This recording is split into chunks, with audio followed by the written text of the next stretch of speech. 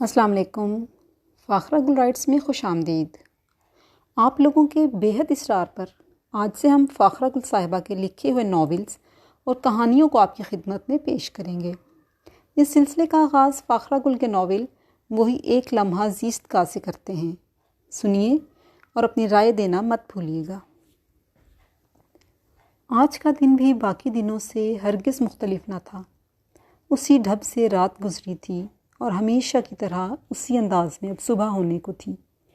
چار دیواری کے اندر رہائش پذیر لوگوں کی خواہشات کل بھی وہی تھیں اور تمنائیں آج بھی کچھ مختلف نہ تھیں۔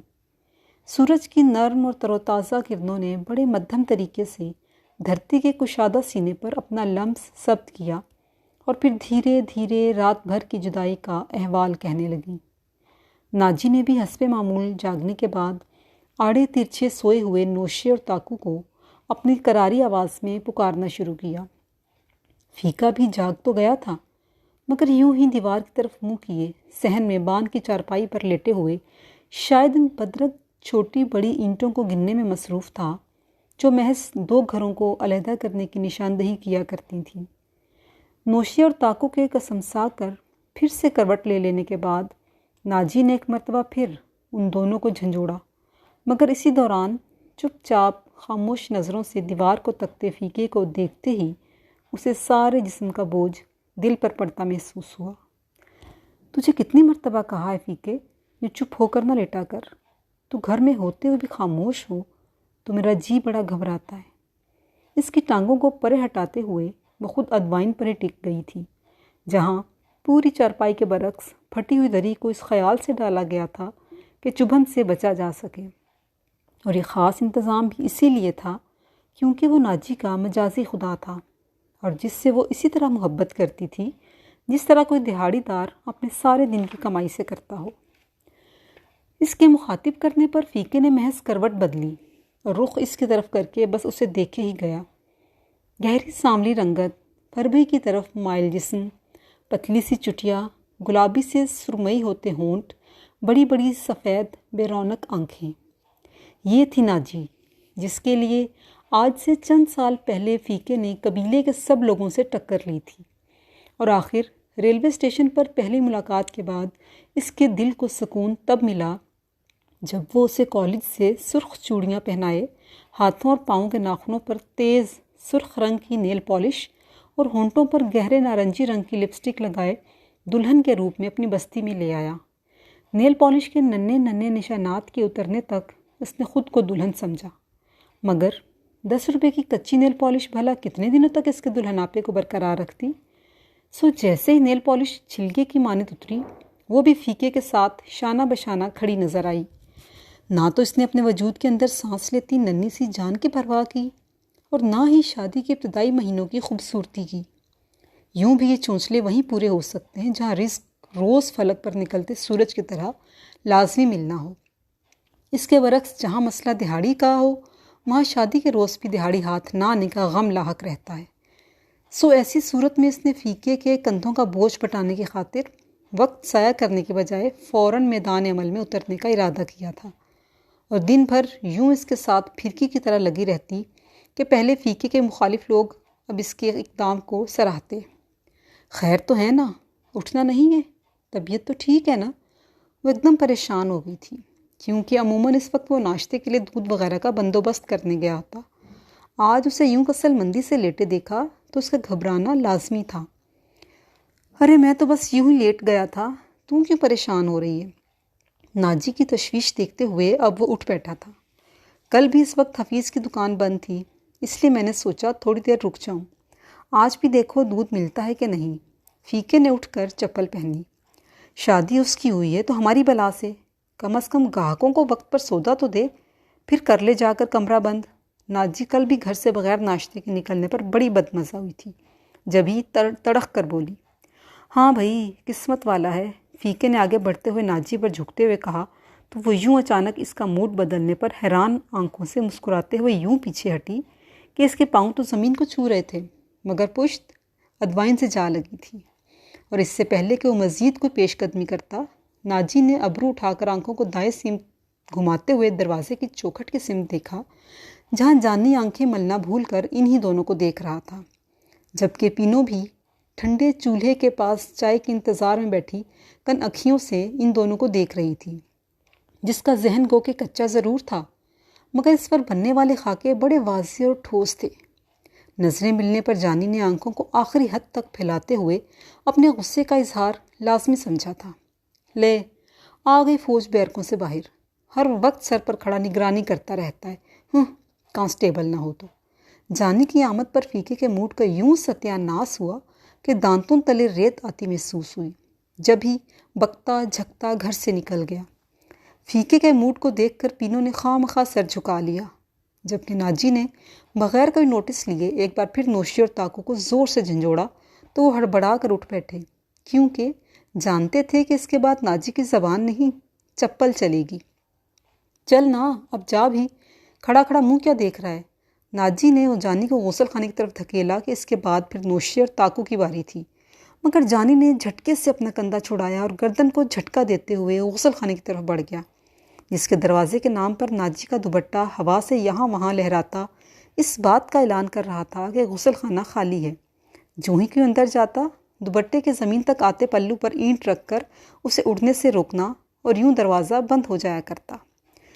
یوں بھی جانی اب کوئی بچہ نہ تھا، لڑکپن کی دہلیز پار کرنے کے بعد اب جوانی کی چوکھٹ پر پاؤں رکھ رہا تھا۔ ویسے بھی وہ جس ماحول کا حصہ تھا وہاں بچپن کی بہاریں دبے پاؤں کب گزر جاتی ہیں پتہ نہیں چلتا۔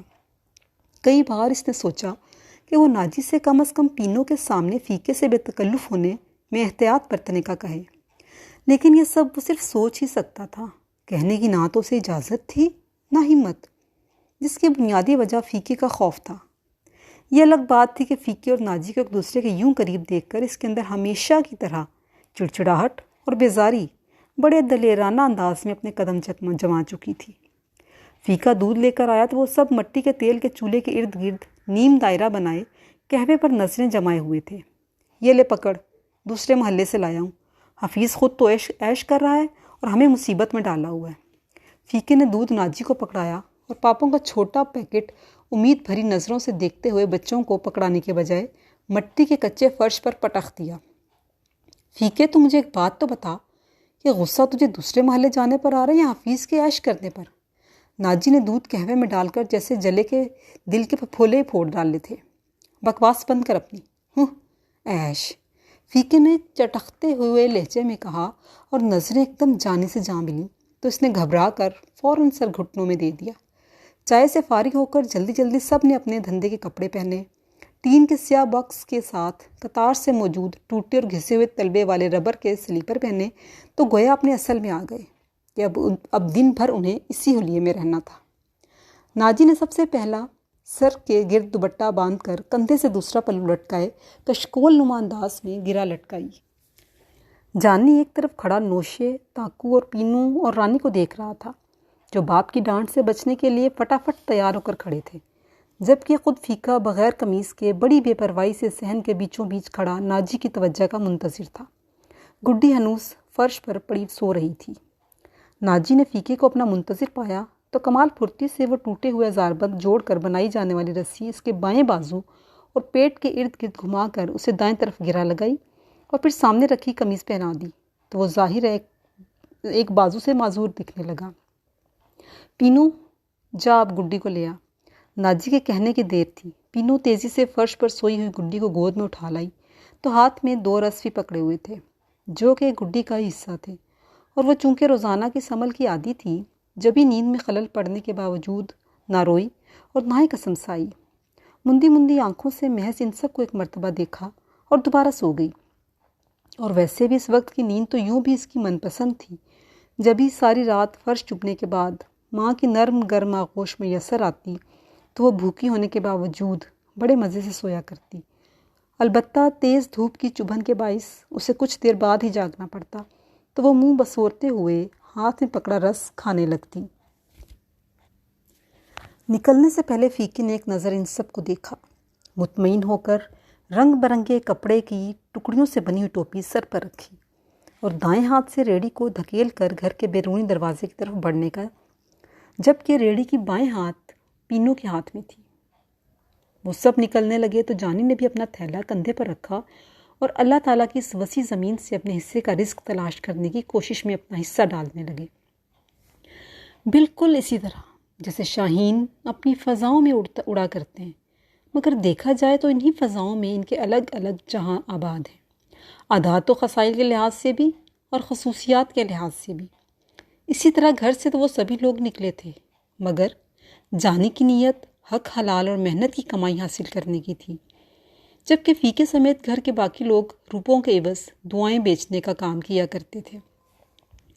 عبدالواسق کو دنیا سے گئے آخرکار 40 روز بھی بیت گئے۔ زندگی کے کام البتہ ان 40 دنوں کے بعد بھی نہ بدلے تھے، اور اسی رفتار سے جاری و ساری تھے کہ یہی تو قانون قدرت ہے کہ جن کے بنا ایک پل زندہ رہنے کا تصور محال ہوتا ہے، ان کے دنیا سے چلے جانے، کبھی واپس نہ آنے اور نہ ملنے کے یقین کے باوجود اپنے ہاتھوں سے اپنے پیاروں کو زمین کی چادر اڑا کر کچھ ہی عرصے بعد زندگی کے جھمیلوں میں یوں گرفتار ہو جاتا ہے کہ بے شک دل سے ان کی یاد محو نہ بھی ہو، مگر انہیں پڑھ کر بخشنے کا وقت بھی اکثر دنیا داری کی طرف کھینچ لے جاتی ہے۔ مگر ان سب باتوں کے باوجود خدا کی رحمت بے قرار دلوں کو کچھ ایسی محبت سے تھپکتی ہے کہ چین آ ہی جاتا ہے۔ قرآن شریف بند کر کے جزدان میں رکھنے کے بعد نبیلہ نے کتاب مقدس کو بوسہ دیا تو پلکیں بند ہونے کے ساتھ ہی کئی آنسو اس میں جذب ہو کر گم ہونے لگے۔ کچھ دیر بے آواز رونے کے بعد آخر نبیلہ نے قرآن کریم رحل پر رکھا اور اپنے مجازی خدا کے لیے ہاتھ اٹھا کر بخشش کی دعا کرنے لگی کہ چند دن پہلے تک وہ عبدالواسق کی بیوی تھی، مگر اب بیوہ کہلانے لگی تھی۔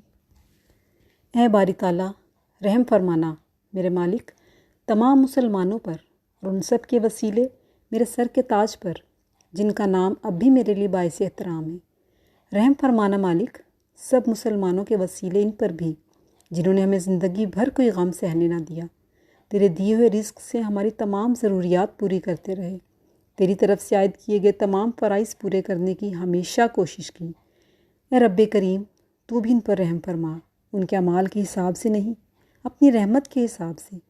ان کے ساتھ وہ معاملہ کر جو تیری رحمت کے شایان شان ہو، وہ حساب نہ کر جو ان کے اعمال کی بنیاد پر ہو۔ پروردگار، مجھے حوصلہ اور ہمت دے کہ اس دنیا میں رہتے ہوئے ان کے بغیر بھی تیرے احکامات کی پابندی کر سکوں۔ دونوں ہاتھوں میں چہرہ چھپائے آخر وہ بلک بلک کر رونے لگی تھیں کہ جوانی کی دہلیز کو چھوتی بیٹی اور عمر میں اس سے چند قدم پیچھے بیٹے کے ساتھ دنیا کے بازار میں اپنا آپ بچا کر چلنا اب ان کے لیے ایک مشکل مرحلہ تھا جسے انہیں سر کرنا تھا، لیکن کسی بھی مدد اور سہارے کے بغیر۔ یہ لے استاد، جانی نے دن بھر تھیلا کندھے پر ڈال کر مختلف جگہوں سے شیشہ اور ربر وغیرہ جمع کیا تھا اور اب حسب معمول گھر جانے سے پہلے کباڑیے کو دے کر اپنی محنت وصول کر رہا تھا۔ فیقی کے ساتھ بھیک مانگنے کے دوران سنائی جانے والی گالیوں سے اکتا کر اس نے مختلف چھوٹے موٹے کام کرنے کی کوشش تو بہت کی، مگر ہر طرف سے ہونے والی ناکامی سے اکتا کر آخر کار اب وہ اپنے مطلب کی چیزیں ڈھونڈ کر کباڑیے کے ہاتھ بیچا کرتا اور مطمئن ہوتا کہ وہ رزق حلال لے کر گھر جا رہا ہے۔ لے پکڑ اپنے 27 روپے۔ استاد نے پہلے خالی تھیلا اس کی طرف اچھالا اور پھر چند نوٹ اور سکے اس کی طرف بڑھائے۔ لیکن استاد، اتنے کم پیسے؟ آج تو سامان بھی پہلے سے زیادہ تھا۔ جانی جو کچھ دیر پہلے تک خوش تھا کہ اگر آج اس کے کندھے زیادہ بوجھ اٹھا رہے ہیں تو شام کو جیب بھی یقیناً ان بوجھ کو روپے یا سکے کی صورت اٹھا کر خوش ہوگی، لیکن یہاں تو معاملہ بالکل ہی متضاد نکلا۔ سو جانی نے پہلے تو گھگیا کر ان لڑکوں کی طرف دیکھا جو استاد کو سامنے موجود پا کر محض اپنی کارکردگی دکھانے کی غرض سے بڑی پھرتی سے لائے گئے سامان میں سے ربڑ، شیشہ، لوہا اور دوسری چیزیں الگ کر کے متعلقہ ڈھیریوں کا حجم بڑھاتے جا رہے تھے۔ کم؟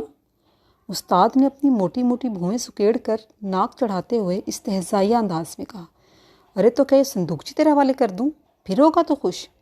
استاد نے ہاتھوں سے لوہے کی صندوقچی بجاتے ہوئے کہا، ابے اوئے، ایک بات کان کھول کر سن لے، بازار میں کسی اور کے پاس سامان لے کر جاتا نا تو اتنے بھی نہ ملتے، یہ بھی ترس کھا کر دے رہا ہوں، ورنہ لایا کیا ہے تو؟ پھر سے وہی ترس کا لفظ سننے کو ملا تھا جس سے جانی کو اب تک چڑ تھی۔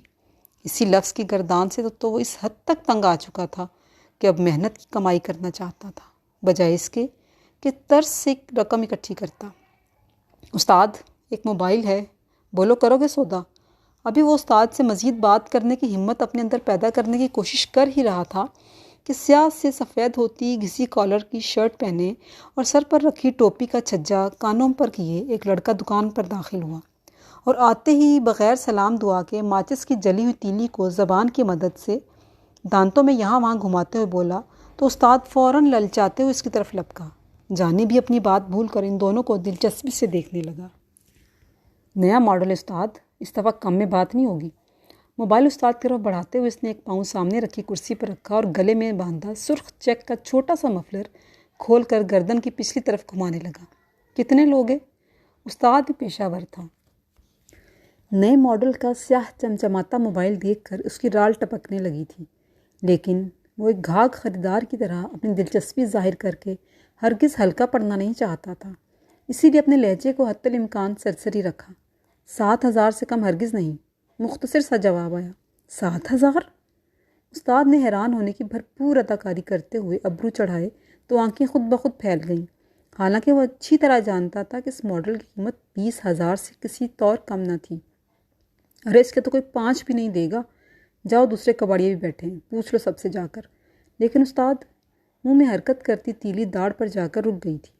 ارے سب جانتا ہوں میں بڑا یا چوری کے مال پر دام لگانے والا، 3,000 لینے تو بول، ورنہ تیری مرضی۔ استاد نے اوپری دل سے موبائل واپس کیا۔ چل ٹھیک ہے استاد، ہے تو یہ زیادتی، مگر جو تیری مرضی۔ لڑکے نے ہار مانتے ہوئے موبائل دوبارہ استاد کی طرف بڑھایا تو اس سے پہلے کہ استاد نوٹ نکالتا اس کی نظر جانی پر پڑی، جو بڑی حیرت سے دونوں کی بات چیت سن رہا تھا۔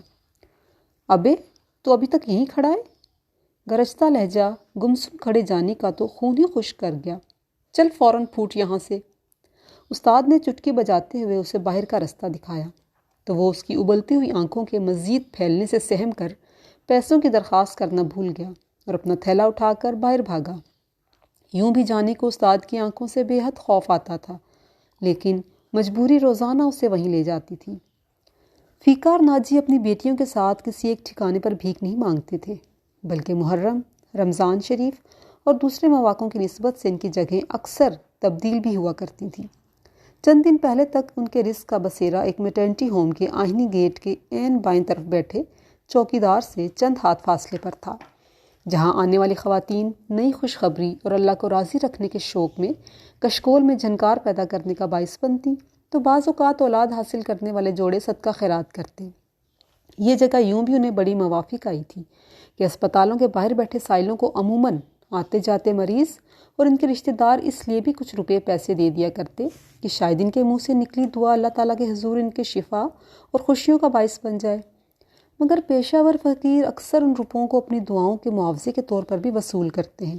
مگر جو بھی ہے اور جیسا بھی ہے، دینے والا ضرور اس دی گئی رقم کا فکس ڈپازٹ کئی گنا منافع کے ساتھ وصول کرنے کے لیے اللہ کے پاس جمع کروا دیتا ہے، اور ان معاوضے میں کی گئی دعاؤں کا نہ صحیح مگر اللہ کی راہ میں خرچ کرنے کا اجر دنیاوی صورت میں بھی ظاہر ہو کر رہتا ہے۔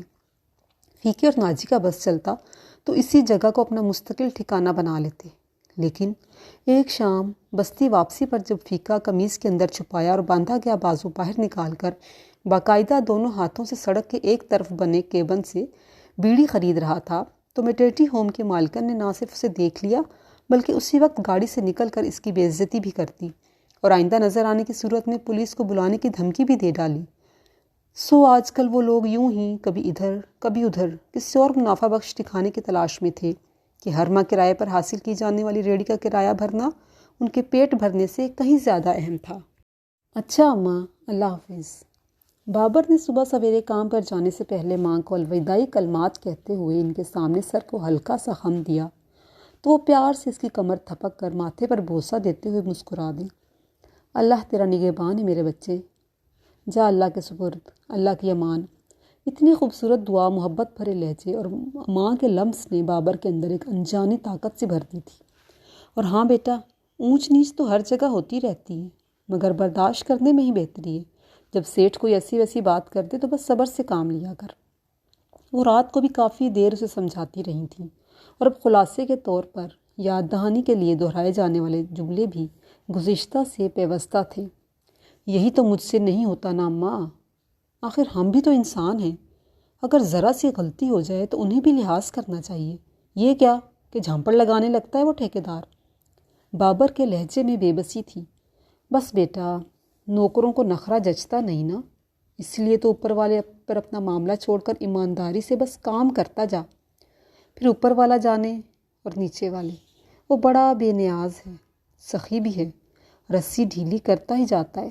آخری وقت تک وہ یہی چاہتا ہے کہ ہم سدھر جائیں اور گرفت مضبوط نہ کرنی پڑے، پر ہم انسان بھی تو ضدی ہیں نا، جب تک خود آگ سے ہاتھ نہ جلا لیں یقین نہیں کرتے کہ یہ زرد اور نارنجی سی شے ہمیں جلا کر سیاہ راکھ کا ڈھیر بھی کر سکتی ہے، پر تب یقین کرنے کا کیا فائدہ بھلا۔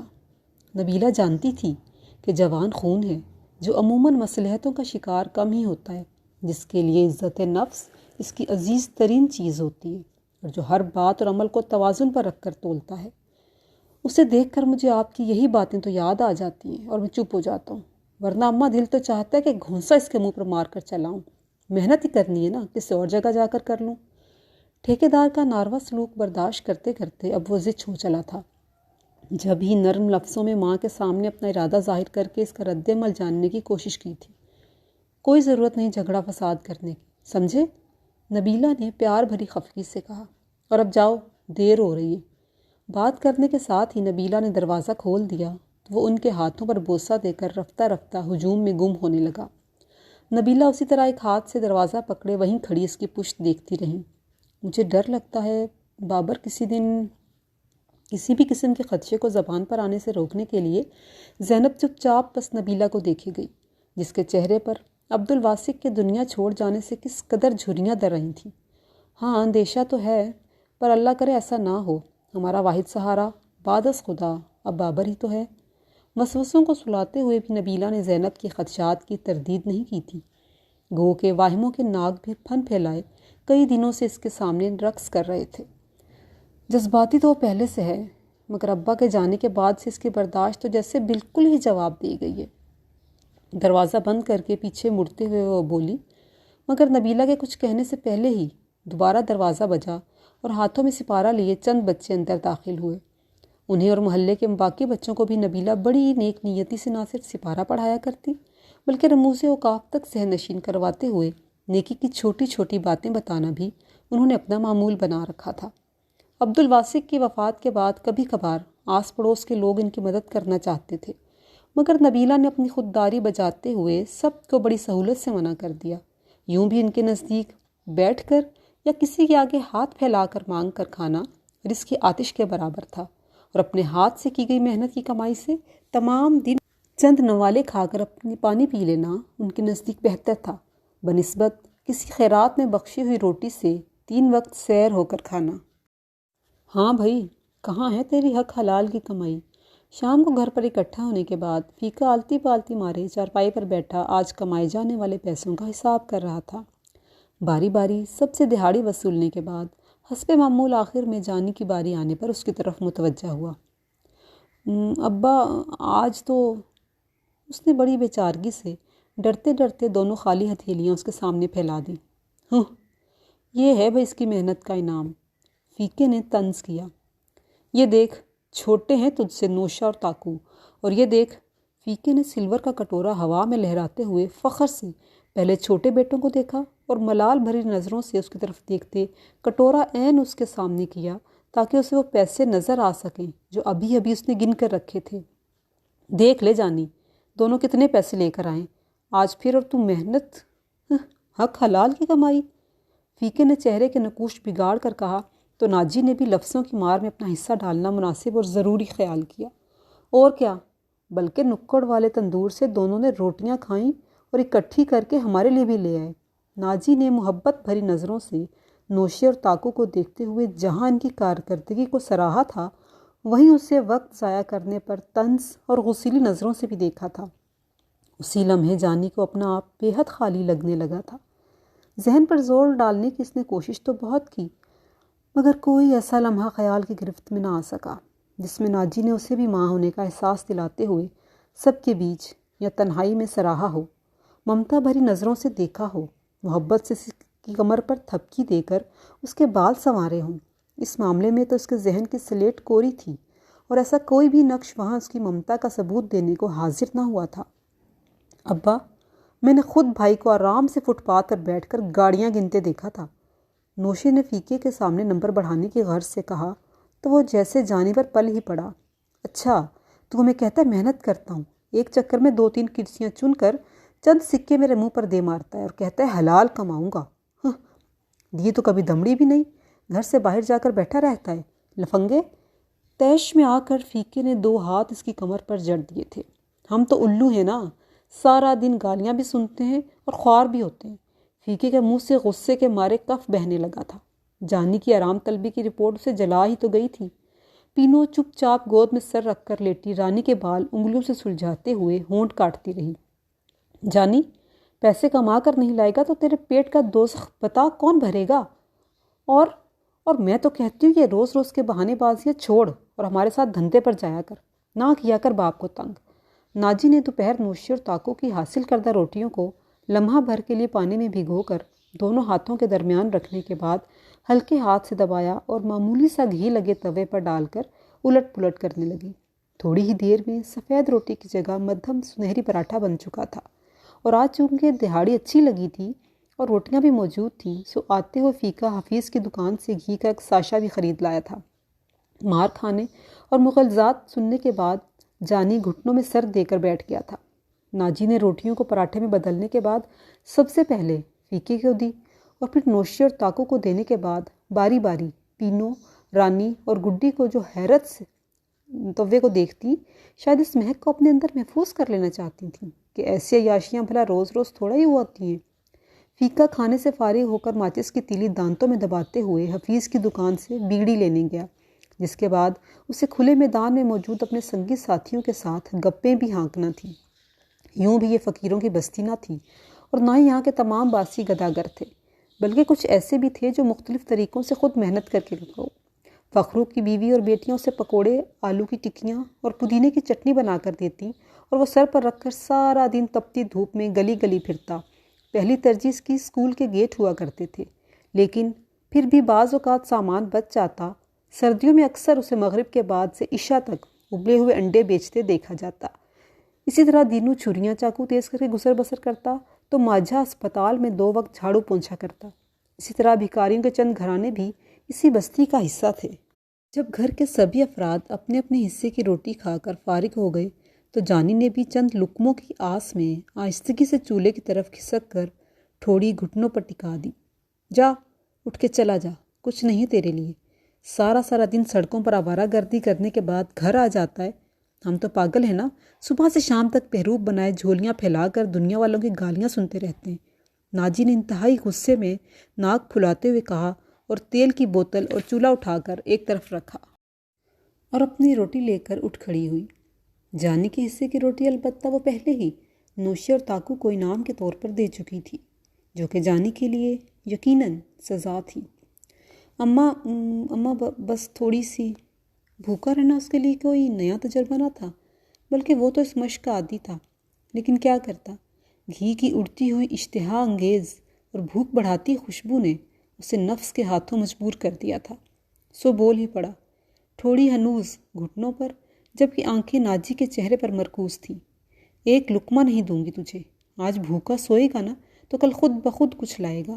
اگر آج میں نے کھلا دیا تو تیری نکمی عادتیں میری آس پر پکی ہو جائیں گی۔ وہیں آلتی پالتی مار کر بیٹھتے ہوئے ناجی روٹی کھانے لگی۔ کیا یہ میری سگی ماں اور میری اپنی ماں ہے؟ جانی نے دل کرفتگی سے سوچتے ہوئے دوبارہ اپنی پیشانی گھٹنوں پر ٹکا دی۔ روٹی کھاتی ناجی نے ایک نظر اسے دیکھا اور ہوں کہہ کر دوبارہ چھوٹی چھوٹی برکیاں پانی سمیت حلق سے اتارنے لگیں تاکہ ذائقہ دیر تک برقرار رہے۔ ناجی روٹی کھانے کے بعد چارپائی پر جا لیٹی تو پینو نے ماں سے نظر بچا کر سونے کے لیے لیٹ جانے والے جانی کے سامنے اپنی آدھی روٹی لے جا کر رکھ دی، جو اس نے خاص طور پر اسی کے لیے بچا کے رکھی تھی۔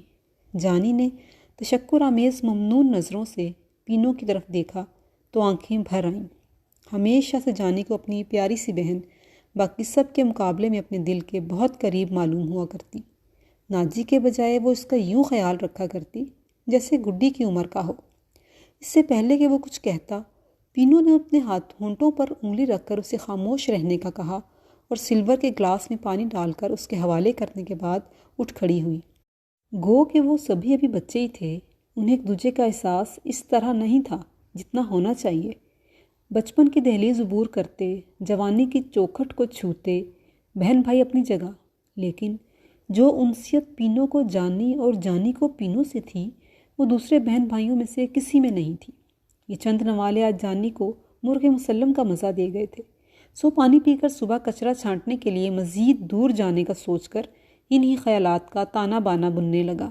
آنکھ کھلی تو تب جب رات کی کسی پہر ایک مرتبہ پھر اسے بھوک نے آ لیا۔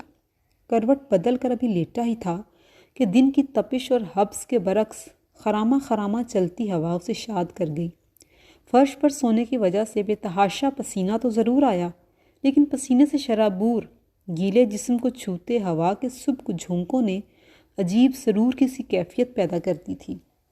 یوں بھی شاید روح ہی کچھ ایسی تھی کہ دن چاہے جیسے بھی ہوں لیکن راتیں اکثر خوشگوار ہو جایا کرتی۔ جب ہی وقت کا اندازہ کرنے سر اٹھا کر آسمان کو دیکھنا چاہا تو صحن میں بچھی چارپائی پر ناجی اور فیکے کو دیکھ کر دم بخود رہ گیا۔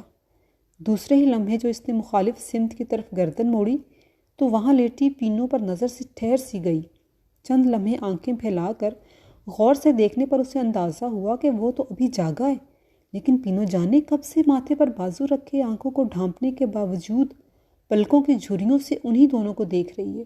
اس لمحے جانی کا بس نہیں چل رہا تھا کہ وہ کس طرح اپنے ماں باپ کو اس مدہوشی سے نکالے۔ یوں بھی وہ اب توتلی زبان میں باتیں کرتا بچہ نہ تھا، اور خصوصاً پینو شعور کی جس سیڑھی پر قدم رکھ چکی تھی وہ عمر والدین کے لیے امتحان کی ہوتی ہے۔ بعض اوقات والدین اولاد اور خصوصاً بچیوں کو چار دیواری سے باہر نکلنے کی اجازت نہیں دیتے، بہت زیادہ دوستیاں کرنا بھی معیوب سمجھتے ہیں، مگر گھر کے ماحول کو ان کی بڑھتی عمر کے لحاظ سے ڈھالنا اکثر نظر انداز کر جاتے ہیں۔ اس سے پہلے کہ جانی ان دونوں کو مخاطب کر کے کچھ کہتا، فیکے نے سفید مومی لفافے سے خاکی کاغذ میں لپٹی برفی کی واحد ڈلی نکالی جس پر لپٹا ورق چاندنی رات میں خوب چمک رہا تھا۔ لفافہ خالی ہو جانے پر اسے ادوائن میں ٹھونسنے کے بعد پہلا ٹکڑا ناجی کے منہ میں ڈالا اور پھر ناجی نے فیکے کے منہ میں۔ یہ منظر دیکھ کر جانی کے دل میں تو گویا کانٹے سے چبھنے لگے۔ یوں لگا جیسے کوئی زہر سے بجھی انی اس کے سینے میں آر پار بڑی بے دردی سے کیے جا رہا ہے۔ کیا انہیں ایک لمحے کے لیے بھی ہم میں سے کسی کا خیال نہیں آیا جو حلوائی کی دکان سے گزرنے کے بعد بھی مڑ مڑ کر اس وقت تک مٹھائیوں کو دیکھتے ہی چلے جاتے ہیں جب تک وہ نظروں سے اوجھل نہ ہو جائیں؟ اور پھر میں جو صبح سے بھوکا تھا وہ چپ چاپ سوچے گیا، اور جانے کب تک یوں ہی سوچتا کہ ناجی کی ہلکی سی ہنسی سرگوشی بن کر ان کے سماعتوں میں سیسا پگھلاتی محسوس ہوئی۔ ایک دم سے پینو کے بھی جاگنے کا خیال آیا تو کچھ سوچ کر فیکے کی موجودگی کے باعث ہمت کر کے بولا، اماں، او اماں، بھوک لگ رہی ہے مجھے۔ اس نے سابقہ حالت میں لیٹے پشت ان کی طرف کرنے کے بعد کہا، اور وہ بھی یوں کہ جیسے نہ کچھ دیکھا نہ سنا۔ ان دونوں میں سے کسی کے بھی بولنے سے پہلے خالی کاغذ کے کھڑکھڑانے کی آواز البتہ جانی نے خوب سنی تھی۔ زندگی اجیرن کر دی اس لڑکے نے، فیکے نے بیزاری سے گالیاں دیتے ہوئے کہا۔ بھوک لگ رہی تو مجھے کھا لے ہڈ حرام، اس وقت کچھ نہیں میرے پاس، دفع ہو، سو جا۔ ناجی نے فیکے کے برعکس رات کا لحاظ رکھتے ہوئے آواز دباتے ہوئے کہا۔ جانی کو قطعاً کوئی غرض نہ تھی، وہ تو بس کسی طرح یہ منظر بدلنا چاہتا تھا جس میں 100% کامیاب بھی رہا تھا۔ ہلکا سا رخ موڑ کر اس نے پینو کو دیکھا جو اب کروٹ لے چکی تھی، سو گہری سانس لے کر اپنے ماں باپ کے رویے پر غور کرتا آہستہ آہستہ ایک بار پھر سو گیا۔ کئی مرتبہ سمجھایا ہے تجھے، برداشت سے کام لیا کر، ٹھیکیدار کچھ بھی کہے بس یہی سمجھ کے تجھ سے پیچھے کوئی اور لڑکا کھڑا ہے جس سے وہ بات کر رہا ہے، لیکن تو نے۔ بہتے آنسوؤں نے نبیلہ کو مزید کچھ بھی بولنے سے روک دیا تو وہ خاموشی سے مالک مکان سے مستعار لی گئی استری سے اپنا 4 تہہ میں کیا گیا دوپٹہ گرم کر کے بابر کے چہرے اور بازوؤں پر ٹکور کرنے لگی جو سیاہی مائل سرخ ہو چکے تھے۔ اس کے علاوہ چہرے پر جا بجا پڑنے والے نیل سے جلد کی ہیئت ہی تبدیل ہو کر رہ گئی تھی۔ اماں، وہ کراہتی آواز میں بابر نے کچھ بولنے کی کوشش کی لیکن زینب نے روک دیا۔ بس اب خاموشی سے لیٹے رہو، بولنے سے تمہیں تکلیف ہوگی۔ جو ہوا وہ ہونا ہی تھا، اس لیے مزید دل پر بوجھ نہ ڈالو۔ زینب نے گرم استری دوپٹے پر اچھی طرح رگڑنے کے بعد ماں کو پکڑاتے ہوئے نرمی سے بابر کو خاموش کروایا اور ماں سے مخاطب ہوئی، اماں آپ یوں رو رو کر خود کو ہلکان نہ کریں۔ اللہ کا یہ احسان کیا کم ہے کہ اس کی جان بچ گئی؟ خود سوچیں، اگر خدا نہ خواستہ کچھ ہو جاتا پھر؟ ماں اور بھائی کو حوصلہ دیتے دیتے وہ خود رونے لگی تھی۔ نبیلہ نے جو اسے یوں روتے دیکھا تو میری بچی کہہ کر فوراً سینے سے لگا لیا۔ کچھ دیر تو بابر بڑے ضبط کے ساتھ یہ سب دیکھتا رہا، پھر آخر بول پڑا، اماں میں کبھی اس کو اینٹ نہ مارتا، بلکہ اینٹ تو کیا جواب تک نہ دیتا۔ لیکن اماں، جب سے وہ زخمی حالت میں گھر آیا تھا انہوں نے اس سے کسی قسم کی کوئی بات نہیں پوچھی تھی، بلکہ اس اچانک افتاد پر بوکھلا کر رہ گئی تھیں۔ اب جب بابر خود سے کچھ بتانے لگا تو دونوں اس کی بات سننے لگے۔ میں بھٹے سے تیار ہونے والی اینٹیں بڑے دھیان سے گدھا گاڑی میں رکھ رہا تھا کہ موٹر سائیکل پر بیٹھا فدا روز کی طرح مجھ پر آوازیں کسنے لگا۔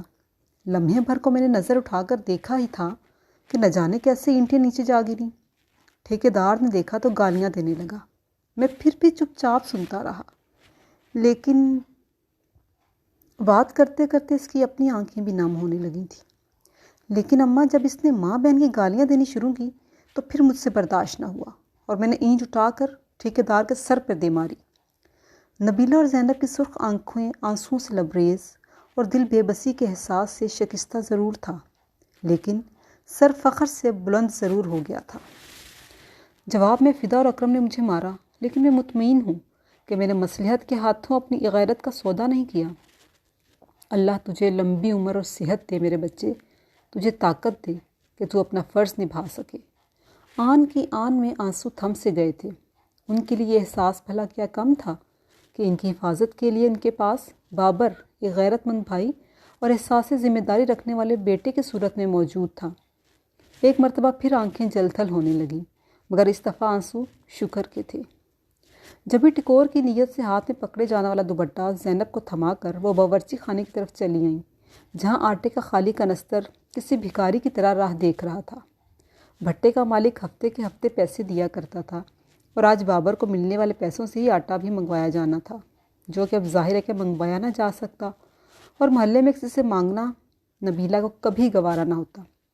جب بھی 3 روٹیوں کے گوندھے ہوئے آٹے سے روٹیاں بناتے ہوئے چہرے پر کرب اور تکلیف کے تاثرات بھی سجا لیے، کیونکہ یہی واحد طریقہ تھا جس سے وہ بابر اور زینب کو پیٹ میں درد کا کہہ کر کھانا کھلا سکتی تھی۔ شام کو کھانے میں کیا ہوگا یا ہوگا بھی کہ نہیں، یہ سوال بھی اپنی جگہ قائم تھا۔ اسی لیے وہ چاہتی تھی کہ اس وقت جتنا میسر ہے وہ تو کم از کم دونوں شکم سیر ہو کر کھائیں۔ رہی بات نبیلہ کے پیٹ کے درد کی تو وہ تو اکثر ہوتا ہی تھا۔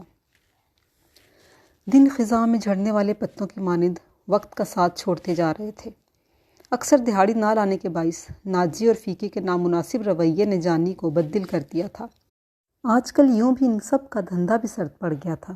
جبھی فیقے نے یہ طریقہ نکالا کہ روزانہ تاکو کے ماتھے اور بازو پر پانی ملی ہلدی مل کر اوپر سفید پٹی یوں باندھتا کہ چوٹ کا گمان ہوتا، اور پھر اسے لوگوں کے سامنے لے جا کر کہانی یوں بیان کی جاتی کہ جناب ایکسیڈنٹ ہو گیا ہے، پٹی تو ہم نے کروا لی ہے لیکن دوا دارو کے لیے پیسے چاہیے، اور یہ گر کافی حد تک کامیاب بھی رہا تھا۔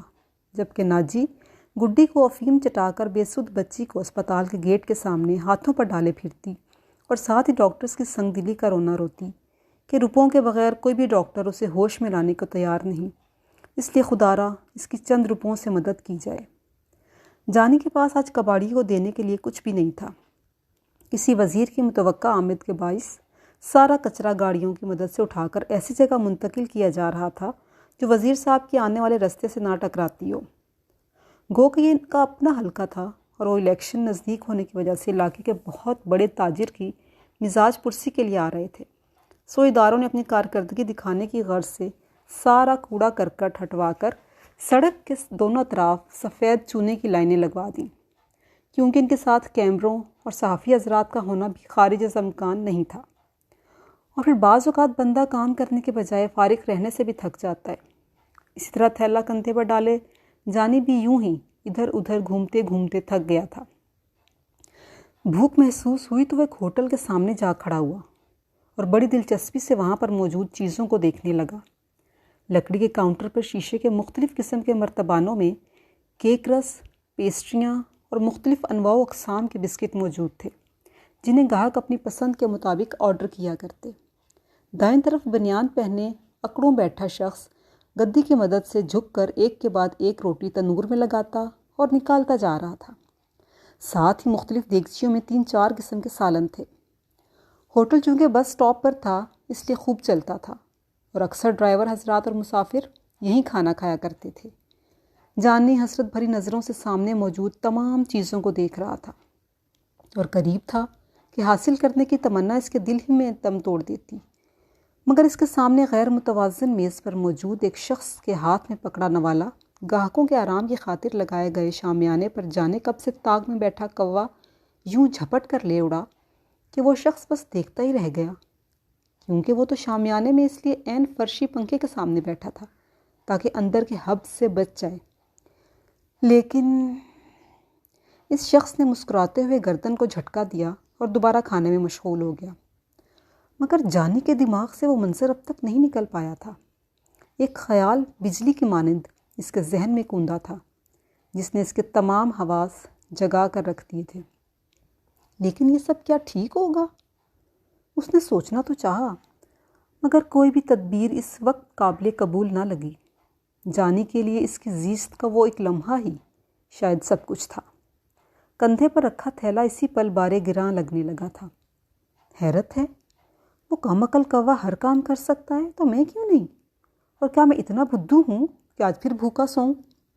جو ہی اس نے اس نظریے سے سوچا تو ایک بار پھر فیکے اور ناجی کا رویہ سامنے آ گیا، جن کے نزدیک مفت میں بچوں کو کھلانے سے کام کرنے کی لگن پیدا نہیں ہوتی، اور واقعی ان کے اس طرز عمل سے اس کے اندر بھی کام کرنے کی لگن پیدا تو ضرور ہوئی تھی اور بڑی شدت سے ہوئی تھی، مگر انداز کچھ مختلف بھی تھا اور منفرد بھی۔ تبھی اب اس کے قدم اس ٹھیلے والے کی طرف بڑی تیزی سے بڑھنے لگے، جو بڑے سے گول سیاہ توے پر چھوٹی چھوٹی ٹکیاں سجائے چمٹے کی مدد سے انہیں ہلکا ہلکا دباتے ہوئے بڑی پھرتی سے گاہکوں کو نمٹانے میں مصروف تھا۔ لو بھئی، آ گیا سب سے زیادہ کمائی کرنے والا۔ پہلے کی نسبت آج وہ ذرا دیر سے گھر پہنچا تھا۔ گھر کے سبھی افراد موجود تھے اور فیکا تمام حساب کتاب نمٹا چکا تھا۔ پینو نے چونک کر بڑی سہمی نظروں سے اسے دیکھا، جبکہ ناجی نوشے اور تاکو کے ماتھے اور ہاتھ پر لگی پٹیاں اتارتے ہوئے لمحہ بھر کر رکی اور پھر مصروف ہو گئی۔ کاش ان دونوں کی طرح اماں مجھے بھی کبھی اتنے پیار سے بٹھائے۔ ناجی کو دیکھ کر محبت کی بجائے ایک حسرت سی سردیوں میں سپہر کی دھوپ کی طرح اداسی بن کر اس کے دل میں پھیل جاتی، اور پھر آج تو وہ تھا بھی بے حد خوف زدہ۔ جتنا ڈر اسے اس وقت اماں ابا کے سامنے لگ رہا تھا، اتنا تو اس ٹھیلے والے سے نہیں لگا تھا جہاں سے وہ دل مضبوط کر کے یہ ٹکیاں اٹھا لایا تھا۔ اس سارے معاملے کی خبر فیکے کو ہونے پر جو مار اسے پڑتی اور ناجی سے جو گالیاں سننے کو ملتی، اس تصور سے اس کا دل بیٹھا جا رہا تھا۔ اس سے تو بہتر تھا کہ میں خالی ہاتھ چلا آتا، کم از کم دل کی اس دھڑ دھڑ سے تو بچتا۔ جانی نے کن اکھیوں سے فیکے اور ناجی کو دیکھا۔ اوئے فیکے، ذرا بات تو سن۔ باہر سے آتی ماجے کی آواز پر فیکا کھوجتی نظروں سے اس کا چہرہ ٹٹولتا باہر نکل گیا، جیسے کہتا ہو آ کر پوچھتا ہوں تجھے۔ سبھی چونکہ کما کر لائے تھے اس لیے چولہے کے گرد بیٹھے روٹی کا انتظار کر رہے تھے۔ رانی اور گڈی بھی پینو کے ساتھ لگی بیٹھی تھیں۔ ملا کوئی کنکر پتھر آج بھی کہ نہیں؟ پودینہ پیستی ناجی طنزیہ مسکراہٹ سے بولی تو اس نے چھوٹے چھوٹے قدم اٹھاتے ہوئے اپنا کندھے پر لٹکایا جانے والا تھیلا دیوار کے ساتھ رکھا اور اس میں سے ٹکیاں نکال کر کانپتے ہاتھوں سے ناجی کے آگے کر دی، تو وہ نہ سمجھی کی کیفیت میں جانی کا منہ دیکھنے لگی۔ دوسروں کی کیفیت بھی کم و بیش ایسی ہی تھی۔ باجی، رانی نے پینو کو کوہنی مار کر آنکھوں ہی آنکھوں میں ٹکیاں مانگی۔ پینو نے ناک چڑھاتے ہوئے رانی کو منع کیا تھا۔ کیا ہے یہ؟ ناجی نے ٹکیا ہاتھ میں لیتے ہوئے پوچھا تو دوسرے بہن بھائیوں سے نظریں چراتے ہوئے اس نے مختصراً تمام روداد ماں کے گوشت گزار کر دی۔ جانی کی توقع کے برعکس وہ پودینہ چھوڑ کر فوراً اس سے لپٹ گئی۔ جانے کتنے ہی عرصے بعد اس کے ماتھے پر اپنا بھرپور بوسہ دیا کہ سالوں بعد ہی صحیح، مگر جانی کی روح سیراب ہو گئی۔ پینو نے انتہائی کرب سے جانی کو دیکھا، جو ماں کا والہانہ پیار پا کر لمحے بھر میں کھل سا گیا تھا۔ چند ثانیے پہلے چہرے پر چھائی پژمردگی، تھکن، اداسی ایک ہی پل میں اڑن چھو ہو گئی تھی۔ آج میرا جانی بیٹا جوان ہو گیا ہے۔ خوشی ناجی کے سیاہی مائل ہونٹوں سے بے قابو ہو کر اب اس کے پچکے ہوئے رخساروں پر کھیلنے لگی تھی، اور خود جانی اس سے تو یاد بھی نہ تھا کہ آج سے پہلے کبھی اسے ماں کی طرف سے اتنا پیار ملا ہو۔ محنت کی کمائی کا مذاق اڑایا گیا تھا اور بس۔ پینو کو حکم دینے کے بجائے ناجی نے قیمے کی ٹکیاں ایک طرف رکھیں اور خود اٹھ کر گھڑونچی سے سلور کے گلاس میں پانی لا کر اسے دینے کے بعد بڑی محبت سے اس کے کندھے پر ہاتھ پھیرنے لگی۔ اور جانی چوری کی ٹکیا گھر لانے پر انتہائی خوفزدہ تھا۔ اس غیر متوقع عمل پر حیران سا کبھی ماں کو دیکھتا اور کبھی باقی سب کو، جو ماں کی اس کایا پلٹ پر آنکھیں پھاڑے یہ سب دیکھے جا رہے تھے۔ پینو سے البتہ وہ نظریں چرانے پر مجبور تھا۔ تو بیٹھ، میں فیکے کو بلا کر لاتی ہوں، بڑی فکر کرتا ہے وہ تیری۔ شکر ہے اب تو سیانہ ہو گیا ہے تو وہ بھی سکھ کا سانس لے گا۔ وہ اس خوشی میں فیکے کو بھی شریک کرنا چاہتی تھی، اس لیے فوراً اٹھ کر اسے بلانے چل دی تو پینو اپنی جگہ سے اٹھ کر اس کے پاس آ بیٹھی۔ اگر تو نے چوری چکاری کرنی تھی تو پھر اس سے بہتر تھا فقیر بن جاتا ہماری طرح، کم از کم لوگ دیتے تو مرضی سے ہیں نا۔ بھائی کے اس نئے روپ نے پینو کو بری طرح دھچکا لگایا تھا۔ ایک نظر چھوٹے دونوں بھائیوں کو ٹکیوں کی نگرانی کرتے دیکھ کر اس نے ان کی طرف کمر کر لی تھی۔ جواب میں جانی کی وہی ایک چپ تھی۔ آخر کہتا بھی تو کیا؟ میں دل میں خوش تھی کہ میرا بھائی محنت مزدوری کرتا ہے، روٹی ہی تو تھی نا جو ہم دونوں آدھی آدھی کھا لیتے تھے۔ پھر یہ 2 روٹیاں کھانے کی خواہش کب جاگی تیرے اندر؟ وہ رو دی تھی بے آواز۔ تھی تو وہ جانی سے چھوٹی، لیکن اس گھر میں سب ایک دوسرے کو اپنا ہم عمر ہی خیال کرتے۔ میں نے تو صرف اماں اور ابا کو خوش کرنے کی خاطر یہ قدم اٹھایا، ورنہ وہ شاید کچھ اور بھی کہتا۔ لیکن فیکے نے آتے ہی دونوں بازو وا کر کے اسے اپنے سینے سے لگا لیا۔ واہ بھائی واہ، اب لگیں گی دہاڑیاں، فیکے نے کہکہا لگاتے ہوئے کہا تو چند لمحے خاموش رہ کر اسے حیرت سے دیکھنے کے بعد آخر جانی نے تائید کرتے ہوئے اسبات میں سر ہلا دیا۔ بابر کے زخم تقریباً مندمل ہو چکے تھے، البتہ بازو 2 مرتبہ ہڈی جوڑ سے چڑھوانے کے باوجود ٹھیک نہیں ہو پا رہا تھا۔ ان لوگوں نے اسے اس قدر بے دردی سے مارا تھا کہ ہڈی ہی ٹوٹ گئی تھی، اور پھر گھر میں بھی 4 روز سے فاقے ہو رہے تھے۔ نبیلہ نے آخرکار تلاش معاش کے سلسلے میں خود گھر سے باہر نکلنے کا سوچا تھا اور مختلف بنگلوں میں اطلاعی گھنٹی بجا کر ان سے اپنا مدعا بیان کیا، لیکن حالات کے باعث بغیر ضمانت کے کوئی بھی کام کاج کروانے کو راضی نہ ہوا تو وہ تقریباً خود کو گھسیٹتے ہوئے واپس جانے لگی۔ خالی پیٹ، زلزلاتی دھوپ اور کام نہ ملنے پر اندھیرا آنکھوں کے سامنے پھیلنے لگا تھا۔ وہ خود کو لاکھ سنبھالنے کی کوشش کرتی، لیکن دور سے آتی گاڑی کو نیم وہ آنکھوں سے دیکھتی وہیں ڈھیر ہو گئی۔ متوازن رفتار سے چلتے چلتے بعض اوقات زندگی یوں رستہ بدلتی ہے کہ خود چلنے والا حیران ہو کر رہ جاتا ہے۔ کچھ یہی معاملہ جانی کے ساتھ ہوا تھا۔ کچرا چننے والا تھیلا کہاں رکھا ہے، ارد گرد کے باسی عموماً کس وقت کچرا پھینکتے ہیں، اب اسے ان تمام فکروں سے کوئی غرض نہ تھی، کیونکہ اس کی زندگی کی ٹرین غیر محسوس طریقے سے پٹری بدل کر اب سابقہ منزل کے برعکس مخالف سمت کی جانب رواں دواں تھی۔ چند ہی دنوں میں اس کے جسم پر ملگجے شلوار قمیض کی جگہ لنڈے کی پتلون اور شرٹ نظر آنے لگی تھی کہ اس نئے کام میں حلیے کا بڑا دخل تھا۔ سابقہ حلیے میں لوگ اسے دیکھتے دھتکار دیا کرتے تھے، مگر اب صورتحال مختلف تھی، اور اب اس کے ساتھ بھی اٹھائی گرے یا بھک منگے کی بجائے عام شہریوں کا سرویہ رکھا جاتا۔ چھوٹی موٹی چیزیں چوری کرتے وقت جو تپش اس کے جسم میں خون کے ساتھ دوڑا کرتی، اس کا مزہ جانے کو اس کام میں بھرپور متحرک بنا جاتا۔ گو وہ چند ایک بار مار بھی کھا چکا تھا، لیکن اب اسے ان چیزوں کی کوئی پرواہ نہیں تھی۔ البتہ چوری شدہ مال بیچنے کی نوبت آتی تو اسی کے استاد کے پاس جا کر بلا جھجک دام کھڑے کر لیتا، جس کے پاس پہلے کبھی شیشہ، پلاسٹک یا ربر وغیرہ بیچا کرتا تھا۔ وقت سبک رفتاری سے رواں دواں تھا۔ جب انہیں پتہ چلا کہ قریب ہی موجود ایک مزار پر سالانہ عرس کی تقریبات شروع ہونے والی ہیں تو طے یہ پایا کہ فیقہ دونوں چھوٹے بیٹوں کے ساتھ 3 دن تک وہیں قیام کرے گا کہ اس طرح کے مواقع گداگروں کے لیے عید کا پیغام ہوتے ہیں۔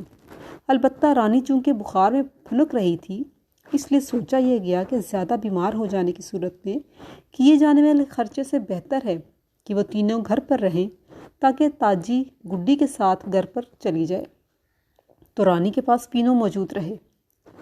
میں کہاں ہوں اور یہ گھر؟ ہوش میں آتے ہی نبیلہ نے آنکھیں کھولی اور نظر چھت پر لگے آرائشی فانوس پر پڑی تو کوہنیوں پر زور ڈال کر اٹھ بیٹھی۔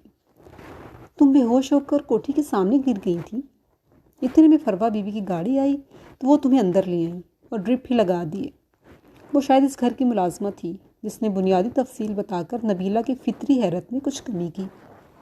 بی بی نے کہا تھا جب تم بہتر محسوس کرو تو ان سے مل لینا۔ ہاں اب تو میں بالکل ٹھیک ہوں۔ نرم گرم بستر چھوڑ کر پاؤں نیچے رکھے تو دبیز قالین میں پاؤں اندر دھنستے محسوس ہونے لگے۔ کمرے میں ایئر کنڈیشن کی ہلکی ہلکی خنکی کے باعث بستر سے نکلتے ہی جیسے کپ کپی کا احساس ہوا تھا، اور پھر لان کے گھسے ہوئے جوڑے میں ٹھنڈ کا احساس بھی بڑھنے لگا۔ تمہارے جوتے ادھر پائیدان پر رکھے ہیں۔ ملازمہ نے اسے یوں کھڑے دیکھا تو اپنے تئیں اس کی مشکل آسان کی۔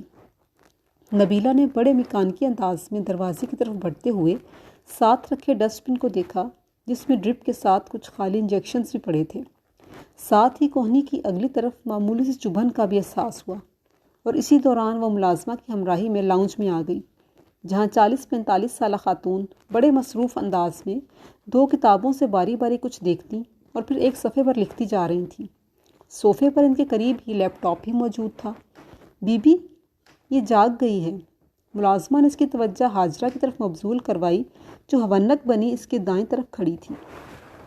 اچھا آؤ بیٹھو، فوراً کتابیں بند کرتے ہوئے فروا نے کہا تو نبیلہ چند لمحے تذبذب کا شکار رہنے کے بعد آخر مخملی کارپیٹ پر بیٹھ گئی۔ میں نے تمہیں باہر سے اٹھایا تھا، لیکن پھر بھی میں ضرور جاننا چاہتی ہوں کہ خودکشی کی اس کوشش کے پس پشت ایسے کون سے عوامل اور لوگ ہیں جنہوں نے تمہیں اس فعل قبیح پر مجبور کیا؟ فروا نے اندازے سے سوال کیا تھا، لیکن جواب میں نبیلہ کی زبانی تمام ماجرا سن کر اپنی رائے بدلنی پڑی۔ اوہ ویری سیڈ۔ ہاتھ میں لیے پین کا پچھلا حصہ دانتوں تلے دباتے ہوئے انہوں نے کچھ سوچا۔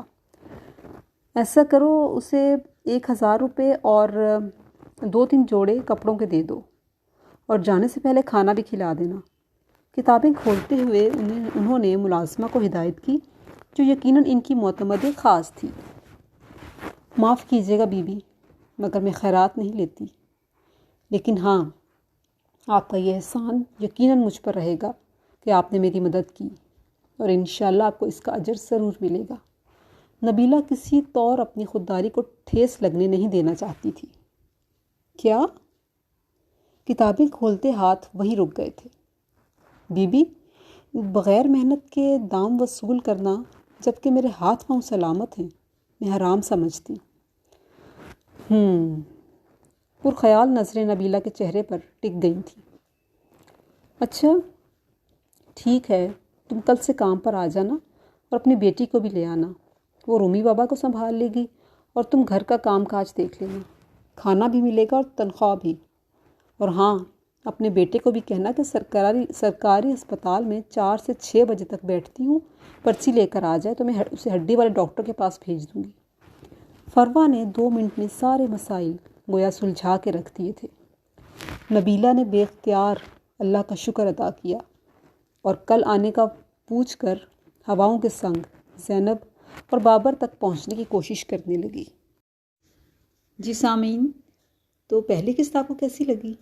اپنی قیمتی آرا سے ضرور آگاہ کیجیے گا۔